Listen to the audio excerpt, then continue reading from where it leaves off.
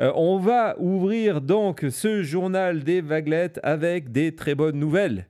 Et oui, parce que pendant qu'on vous a montré l'horreur, cette horreur-là, et on en revient à l'importance de ces images et de les partager, ont un impact de plus en plus important sur l'opinion publique. Et l'opinion publique, elle se mesure grâce à quoi? Grâce évidemment à des sondages. Et on va commencer sur cet éditorial qui a été publié dans le New York Times sur ce qu'ils ont appelé la bataille de Los Angeles, si vous voulez, pour rappeler que lorsqu'on regarde tous les derniers sondages qui sortent depuis une semaine, Donald Trump est en train de perdre la bataille de l'opinion publique. Hein, que les sondages sont là, il n'y a pas plus clair comme titre. The polls are in, donc les sondages sont là. Trump n'est pas en train de gagner Los Angeles. Donc ça, c'était le 14 juin, il y a 4 jours. Hein, c'était le 14 juin. On va rentrer dans les détails de cet article qui nous explique que tous les grands sondages, les sérieux, Associated Press, Quinnipiac University. Alors ce qui est intéressant, c'est que donc Quinnipiac University, c'est un organisme extrêmement sérieux, mais dont les résultats, d'habitude, favorisent un peu plus légèrement les causes républicaines que démocrates. Le Washington Post, qui a été un des meilleurs, peut-être même le meilleur sondage pendant la campagne électorale, qui nous dit que finalement, la majorité des Américains ne font plus confiance à Donald Trump pour toutes ces questions, ces questions d'immigration, et qu'en moyenne, imaginez, c'est le point fort de Donald Trump, ça a toujours été le point fort de Donald Trump, en moyenne, sa note sur l'immigration est négative, -7. -7, il y a quelques mois, il était dans des zones positives, on verra ça tout à l'heure, en général, et sur ces questions d'immigration, parce que c'était son sujet fort. Les électeurs l'attendaient dessus, mais c'est là qu'il y a eu cette espèce d'incompréhension où, à force de voter pour un candidat parce que c'était un vibe, on avait le sentiment qu'il était le gars qui ferait les choses qu'il faut, qu'il était cool, qu'il était sympa, etc. etc. Finalement, on n'a pas vraiment écouté du côté des Américains. On se dit non, mais moi, c'est pas pour ça que j'ai voté. Oui, c'est pour ça que tu as voté. Tout était dit, mais bon... Et écrit. Mais bon, voilà. Donc, on va continuer dans ces sondages sur l'immigration. Donc, on voit que sur ces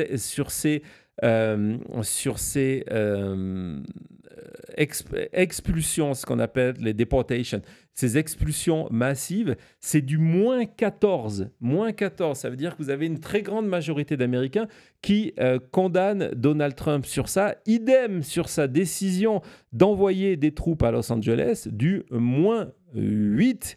Et en expliquant, non, mais c'est pas à Donald Trump de faire ça, c'est une décision locale, c'est au niveau des États, et c'est tout.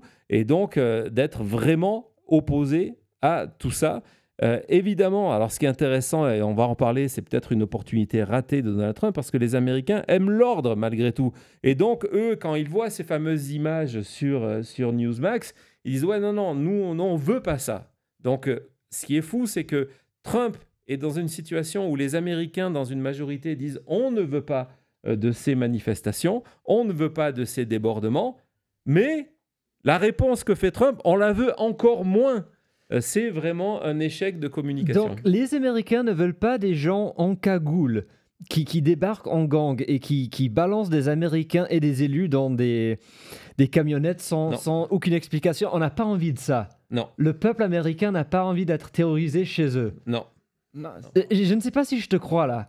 Non, mais vraiment, parce que moi, en tant qu'Américain, je me dis, c'est super de ne pas pouvoir sortir dans les rues sans savoir s'il y a quelqu'un on ne sait même pas si c'est vraiment un agent du gouvernement qui va venir t'arrêter avec des armes et des cagoules. On revient aussi sur un sujet, on avait parlé de ça il y a quelques émissions, qu'on avait remontré ces images de des gens qui avaient les pancartes Mass Deportation Now, se dire, mais est-ce que vous savez vraiment ce que ça veut dire, comme les tariffs? Mass Deportation Now. Mass Deportation Now, c'est quand on vous dit, OK, il faut trouver 3000 personnes par jour, donc pas que des criminels, mais des des familles, des travailleurs, tout ça, et il faut aller les chercher en vitesse et en force pour les expulser sans justice. Voilà pourquoi vous avez voté et ils n'étaient pas au courant. Non, et donc on va rentrer dans le détail de ces chiffres sur la défaite de Los Angeles. Donc vous voyez que sur la question de l'immigration, à part ce sondage YouGov The Economist, Trump est derrière, -7, -11, -15. La dernière ligne s'explique aussi, on va le voir un petit peu plus tard, grâce au formidable travail fait par ce Substack auquel je suis abonné, qui est Strength in Numbers de G. Elliott Morris, qui est l'ancien responsable de 538, l'ancien responsable justement des sondages des économistes. Tout dépend de la manière dont vous formulez la question. C'est-à-dire que très souvent, les sondages font une moyenne. On va demander aux Américains, est-ce que vous êtes satisfait de la gestion de la frontière ? Les Américains vont dire oui dans leur majorité. Et on va leur dire, mais est-ce que vous êtes satisfait de ce qui se passe en termes d'expulsion massive? Ils vont dire non dans leur majorité. Et certaines compagnies de sondage ne posent pas les deux questions et combinent les deux. Et c'est ce qui permet d'avoir ce +4 pour Donald Trump. Donc voilà, on continue. C'est vraiment très intéressant la manière dont ça vient aussi de chez Strength in Numbers. Donc de savoir, est-ce que vous soutenez la manière dont Trump gère justement ce système de deportation avec l'absence de due process, avec les arrestations dans la rue? Vous voyez, -11, -16. C'est-à-dire que là, on n'est plus démocrate, républicain et indépendant. Il y a une partie des électeurs de Donald Trump, on va le voir tout à l'heure ce que ça veut dire, qui rejette ce qui est en train de se passer. Donald Trump agit contre l'opinion et ça ne va pas s'améliorer. On va en parler. Vas-y, Thomas, avance dans tout ça. Donc pareil, quand on leur demande les Marines et la National Guard à Los Angeles, vous voyez -13, -7, -3, les Américains ne cautionnent pas ce déploiement de l'armée sur le sol américain. Et encore, ils auraient pu briser cette question en deux, dire the National Guard et après the Marines, parce que the Marines, c'est vraiment quelque chose c'est une autre étape, c'est un niveau qu'on ne connaît pas dans ce pays, de mettre des Marines, vraiment les élites qui ne sont pas prévues d'être sur le sol américain, sur le territoire américain. Je suis sûr que les chiffres seraient encore plus drastiques si on avait posé la question pour les Marines. Bien sûr, c'est oui, certain. parce que la National Guard, c'est un terme qu'on utilise souvent et qu'on entend souvent. Et même, je sais que c'est important de le redire, quand il y a des catastrophes nationales, la National Guard est déployée, bien sûr, sans les armes, mais pour venir aider. Donc, il y a une connotation qui peut être aussi positive avec la National Guard. Donc, je suis sûr que si c'était une question qui était séparée, on aurait encore des résultats plus négatifs que -13. Mais même -13, quand tu sais que ça pourrait être plus fort, c'est déjà vraiment fort comme chiffre et de montrer que le peuple américain, même le heartland américain, comme ils veulent dire, n'est pas d'accord avec ce qui se passe. Exactement. On avance. Je suis en train de gérer aussi d'autres choses. Donc, on avance, désolé. On avance dans le sondage. Donc, c'est pareil. Vous voyez, c'est là que Donald Trump avait une opportunité. C'est que globalement, les Américains, ils ne sont pas contents avec les manifestations. Ils ne veulent pas de violence dans les rues des États-Unis. Et avec ce -9 et ce -1, donc... Et c'est là que Donald Trump a complètement échoué. C'est qu'il avait une opportunité. En fait, lui donnait une opportunité de sortir gagnant de ce débat-là. Mais c'est son choix d'escalader ça, de transformer ça en opération militaire qui fait qu'aujourd'hui, les Américains rejettent la chose. Continue, Thomas. Un dernier ici. Donc, pour qui devrait répondre, est-ce que ça devrait être nous sommes et l'État quand on parle des manifestants à LA, ou est-ce que c'est le président et le gouvernement fédéral qui devraient prendre charge de ce qui se passe? Vous voyez, les gens ne veulent pas que ce soit le président qui décide d'envoyer des troupes dans un État. Non, exactement. Donc c'est de manière générale. Vous allez me dire, ouais, mais c'était il y a quelques jours. Donc maintenant, on va parler de chiffres qui sont sortis, ce sondage choc qui ont été publiés hier sur Strength in Numbers. Donc encore une fois, avec justement, on va commencer par la courbe des opinions favorables ou défavorables de Donald Trump pour que vous compreniez où nous sommes aujourd'hui. Vas-y Thomas. Donc, on voit qu'une fois que les courbes se sont croisées, non seulement elles ne se sont plus recroisées, mais que surtout, c'est en train de revenir au plus bas. On voit que le plus bas de Donald Trump, c'était en mai, pour deux raisons. Un, il y avait l'affaire Abrigo Garcia. Et deux, c'était en pleine polémique des tarifs.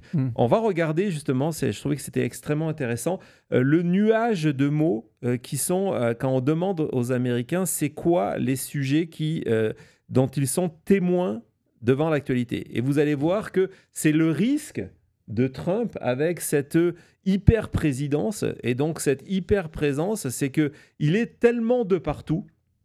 Il domine tellement l'attention que lorsque ça ne va pas, il n'y a pas de fusible autour de lui. C'est lui qui est en première ligne. On voit qu'à l'époque, il y avait Musk aussi, et on voyait arriver, ces dernières semaines, de plus en plus le mot de ICE, de deportation, mais aussi de immigration, de protest, les termes sont là, de riots. Ça, c'est lorsque vous regardez Fox News, le fait que vous avez des riots qui sont des manifestations violentes. Donc, c'est intéressant. Et il y a une liste aussi des sujets qui sont suivis dans les news par les Américains. Et vous allez voir, ce sont ces sujets qui expliquent... non, c'est pas ça. Thomas, fais voir... non, c'est pas ça non plus. Je ne sais plus où il est. Oui, il y a un dossier assez chargé là, je vois. Voilà, c'est celui-là sur les news. Voilà. Donc, on voit que à l'époque, le sujet dominant, lorsque les Américains, entre le 6 et le 12 juin, quand je vous dis, c'était il y a une semaine, mais c'était il y a une éternité, le sujet dominant, c'était entre la dispute entre Trump et Elon Musk, et on voyait ce sujet de Los Angeles devenir, c'était le deuxième sujet, l'immigration and deportation. Regardez, quatrième avec 11%, et en 6 avec 6%, les inquiétudes en termes autoritarisme aux États-Unis. Vous voyez que le dernier, les conflits internationaux, avaient 3%. Je suis sûr que si on fait le chiffre aujourd'hui, ça sera complètement différent. Et donc, pourquoi je vous dis ça ? Parce que ce qui est en train de se produire, c'est quelque chose dont on vous a déjà parlé, qui s'est produit pendant le premier mandat de Trump. C'est-à-dire que quand aux Américains, et on va voir justement cette liste, tu nous l'as montré il y a 2 secondes par sujet, on voit que les Américains, y compris encore aujourd'hui, c'est le seul sujet positif, lorsqu'on parle de l'immigration en général, via la sécurité à la frontière, c'est le seul endroit où Donald Trump a une cote positive. C'est le seul endroit. D'accord ? Il est dans le vert là-dessus. Le reste, ce n'est pas le cas. Et dans le premier mandat, c'était exactement la même chose, jusqu'au jour où il y a commencé à avoir cette politique élargie de séparation des familles. C'est-à-dire que lorsque les Américains ont commencé à voir la réalité de cette politique-là, ils ont dit non, là on vient de passer nos limites, c'est non. La première fois tout à l'heure, quand on voyait la courbe de favorabilité de Donald Trump, on voit qu'il s'est effondré au plus bas. C'était les tarifs et Abrego Garcia. La première fois où Trump s'effondre, c'est parce que Abrego Garcia devient le symbole de cette politique migratoire, politique anti-migration, expulsion massive. Et là, on est avec toutes ces images d'excès de ICE, que ce soit des arrestations dans les rues, dans les commerces, ces pressions et ces arrestations de politiques, on est exactement dans le même état d'esprit où les Américains sont en train de voir quelque chose, et c'est cette phrase qui peut paraître ironique de dire « Ah mais moi, je n'ai pas voté pour ça ». Et c'est dit de manière sincère. Il y a eu il y a quelques jours un boxeur américain qui s'appelle Ryan Garcia, qui est installé à Los Angeles.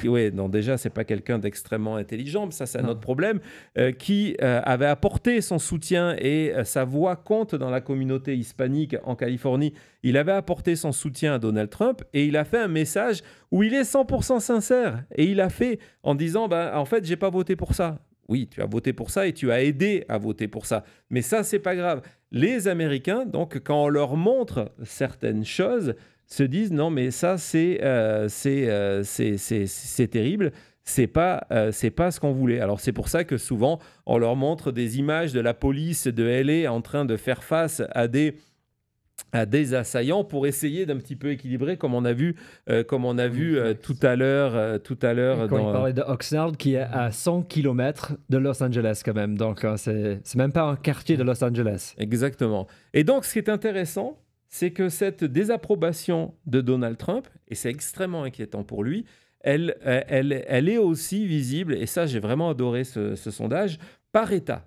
On a une carte, on va la voir tout de suite, de où Donald Trump a une cote favorable ou défavorable. Donc en vert, et plus le vert est intense, plus il y a une cote favorable. Et en orangé, plus c'est dense, plus c'est intense, plus il est rejeté. On va regarder la Californie, par exemple, où tout est en train de se passer. Désormais, Donald Trump est à moins 31 en Californie. Moins 31. C'est énorme. Je ne sais pas, donc Cody, je t'avais demandé d'aller nous comparer avec l'élection présidentielle. Oui. Donc, on peut commencer, j'ai fait en ordre géographique. Donc on peut commencer... Non, on va par la Californie. Par la Californie, oui. C'est l'ordre, ce que j'ai fait. Okay. Donc, la Californie, il avait fait 38% de vote. Et en ce moment, il est à... Moins 31. Donc, à l'époque, ça voulait dire qu'il était à moins 12. Oui. Donc, de moins 12, il est passé à moins 31. Ce qui est intéressant, c'est de regarder les fameux états clés comme indicatifs d'une prochaine élection. Si la prochaine élection se déroule, c'est toujours la petite astérisque, se déroule de manière normale. Et donc, on va commencer justement par un État qu'on connaît bien, le Nevada. On va aller de l'ouest vers l'est, donc le Nevada. Et au Nevada, actuellement, Trump est à moins 7,1. Et quand on sait que le Nevada, c'est Las Vegas, Reno et le désert au milieu avec des villes comme Pahrump. C'est pas un swing state, c'est un swing city. Exactement. Il est à moins 7,1. Les résultats de la présidentielle, il avait fait combien ? 50%. Donc, il avait gagné, il avait une majorité, il avait gagné le Nevada. Si aujourd'hui, il y avait des élections au Nevada, moins 7,1. On va descendre sur l'Arizona. Ce sont des États qui sont frappés par ces opérations de ICE. Aujourd'hui, en Arizona, Donald Trump a une cote négative de moins 6,1. En 2024, il avait fait 52%. Donc, il avait fait plus 2. Donc, on est passé de plus 2 à moins 6,1. On va traverser et on arrive en Géorgie. État clé, donc il avait gagné la Géorgie, il avait fait combien ? Oui, en Géorgie, c'est l'État que j'ai pas mis sur la liste, désolé. Bon, en Géorgie, actuellement, Donald Trump est à moins 9,1 en moyenne lorsqu'on cumule tous ces sondages faits par État, moins 9,1. Il était à 51%. Donc il avait fait plus 1, il est passé à moins 9. Il a perdu 10 points en 5 mois. On va remonter la Caroline du Nord, Cody. Est-ce que tu peux nous parler de la Caroline du Nord ? 51%. Il avait fait plus 1. Il est actuellement à moins 8,1 en Caroline du Nord. On n'est plus dans la marge d'erreur. Donc là, il a perdu 9 points en Caroline du Nord.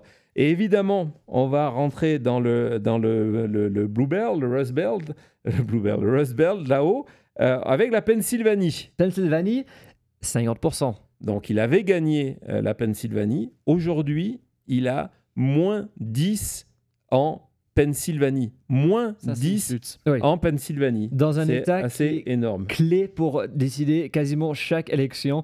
Il y a une blague qui dit que tous les 4 ans, il y a un gars de la Pennsylvanie qui va décider c'est qui le président pendant 4 ans. Et c'est vraiment ça. Et dans plein de ces États, il y en aura d'autres. on est à 50%, 50, 50, 50, 51, où il a gagné des fois des États avec moins de 100 000 voix, des États avec 200 000 voix peut-être. C'est vraiment des écarts qui sont minuscules. Ouais. Et donc, on voit la différence le plus grand. Il y a quelques États qui ont une différence un peu plus importante et on y arrivera. Mais même ça, ce n'est pas des États où il a fait des 60-70%. Donc voilà, donc moins 10 en Pennsylvanie. On passe au Michigan, que Donald Trump a également gagné. Donc il avait gagné de combien? À Michigan, encore un État à 50%. Donc il avait gagné 50, donc il a gagné actuellement moins 9 dans le Michigan. Donc, imaginez s'il y avait des élections normales aujourd'hui, ce que ça voudrait dire. Le Wisconsin, il a gagné le Wisconsin. 50%. C'est encore un de ces États où c'était, je crois, 60 000 à 70 000 dans ces États-là de différence. Wisconsin, Donald Trump, aujourd'hui, est à moins 10. Moins 10. Qu'est-ce qui s'était passé en 2024 au niveau du Minnesota, Cody? Minnesota, il a perdu le Minnesota, il a fait 47%, donc il commençait à moins 3, et ensuite il se termine où? Il se trouve où aujourd'hui? Actuellement dans le Wisconsin, dans le Minnesota, excusez-moi, et c'était avant l'assassinat la tentative d'assassinat contre un sénateur et l'assassinat d'une élue de la Chambre des représentants, les deux démocrates. Donald Trump est à moins 15 dans le Minnesota, moins 15. Donc une chute de 12 points depuis l'élection. Ouais, alors, vous allez me dire que ce sont soit des États bleus qui ont été bleus ou qui ont été gagnés par Trump de très peu. Mais moi, il y a deux États qui m'ont... il y a trois États qui m'ont extrêmement intéressé parce qu'ils sont dans le vert pâle. Le premier, avant de descendre vers le sud, qui est l'Iowa. Oui. Iowa, est-ce que tu peux donc un État fermier, est-ce que tu peux nous parler, bien vu Florian, de l'Iowa, combien Donald Trump avait fait en 2024? Il était à 56, donc un plus 6. Un plus 6, et aujourd'hui, il a toujours une cote positive de 1,9. On va lui donner 2 par générosité, donc il est à plus 2. Donc c'est-à-dire que même dans un État qui a voté plus 6 pour lui, il y a quelques mois, il est désormais en forte baisse. Mais c'est ce fameux Heartland auquel il parle. Oui, exactement. Où il dit que les opérations ICE vont s'intensifier. Et à mesure que les Américains découvrent ces images de ICE, ils rejettent Donald Trump. Le Texas, regardez, cet énorme État au cœur des États-Unis qui est quasiment blanc. Qui a une frontière avec le Mexique, qui est vraiment au centre de toutes les questions immigration aussi. On le voit plus, le Texas, c'est fou de voir ça. Et il y a un autre État extrêmement MAGA qu'on ne voit plus du tout, on y viendra. On va en parler. Mais le Texas, il était à 56%. Donc il a fait plus 6. Et aujourd'hui, au Texas, il a perdu un peu plus de 3 points. Il est à 2,8, 2,9 d'opinion positive. Donc c'est toujours positif, mais même là, il a perdu une partie de ses électeurs. Et sa plus grande chute, alors là, c'est complètement fou parce que la Floride a été le laboratoire MAGA. Et donc, lorsque on voit cette couleur de la Floride, est-ce que tu peux nous dire le score de Donald Trump en Floride? C'est la Floride. Il est tombé, il a fait vraiment la chute. Il était à 56% comme le Texas et maintenant il est à... Il a plus que 1,5 points d'avance en cote positive. Donc vous voyez, en Floride, pourquoi? Parce qu'il y a eu toutes ces décisions de, par exemple, enlever les visas à des électeurs qui ont voté pour lui. Je vous rappelle que la co-créatrice de Latinas for Trump, il y a une semaine, l'a désavoué en disant mais c'est pas pour ça que j'ai fait campagne, c'est pas pour ça que j'ai voté. Donc c'est un État qui est extrêmement touché. On a vu, vous les avez tous vus et partagés, ces images de champs à l'abandon parce qu'on n'arrive plus à trouver de main-d'œuvre. Ils ont peur d'être arrêtés par ICE. Et donc, on voit que même en Floride, Donald Trump est en train de s'effondrer. Et si on compare, donc ça, c'était par État, je trouvais que c'était extrêmement intéressant. Et si on compare justement entre où on était le 1er janvier, après le 20 janvier, pour que vous mesuriez la chute de Donald Trump, Thomas, on doit avoir cette comparaison quelque part entre 2020...